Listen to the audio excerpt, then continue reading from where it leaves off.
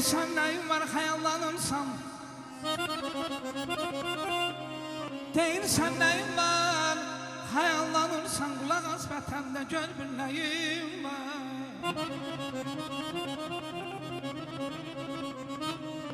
Solan gəsimin nişanəsində min bir səmənlikdə bir çiçəyim var.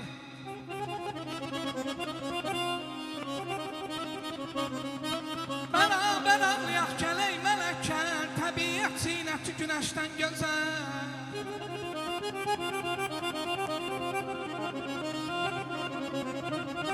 Beraber ağlayak gələk mələklər, təbiət zinəti günəşdən gözəl. Anamın məzarı önümdə əzəl, möhkəm yaş tutmağa bir diləyim var. Möhkəm yaş tutmağa bir diləyim var.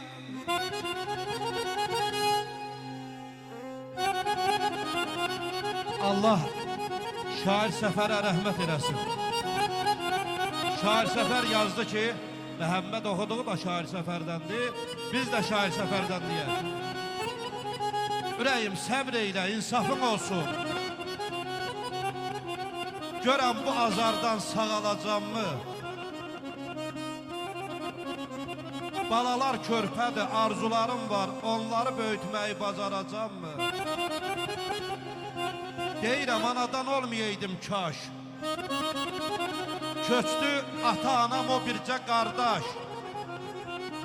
Məzarım üstündə qoylanda daş, bu geniş dünyadan kam alacağımı? Hardasan? Hardasan ey talih, de görüm harda? Məni qoymamısan axı sən darda. Ellər məclisində, toyda, mağarda şeir söyləməyi bacaracağımı? De gəlsin qardaş, de.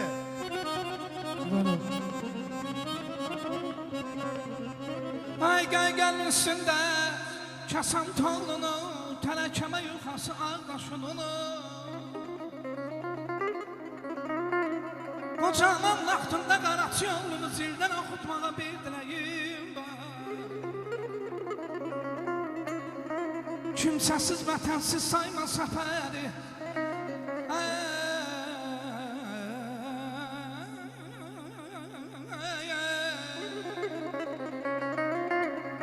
Kimsəsiz, vətənsiz sayma səfəri.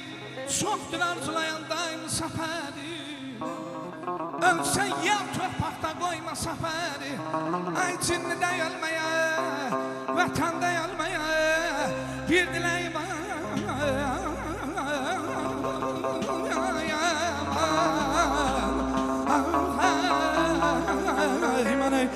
Səmənlər açanda bülbül bana uçanda.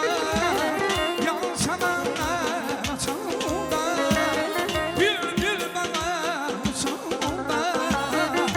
Oxuyanda nəğməmi hatırlayarsan məni. Ay oxuyanda nəğməmi hatırlayarsan məni.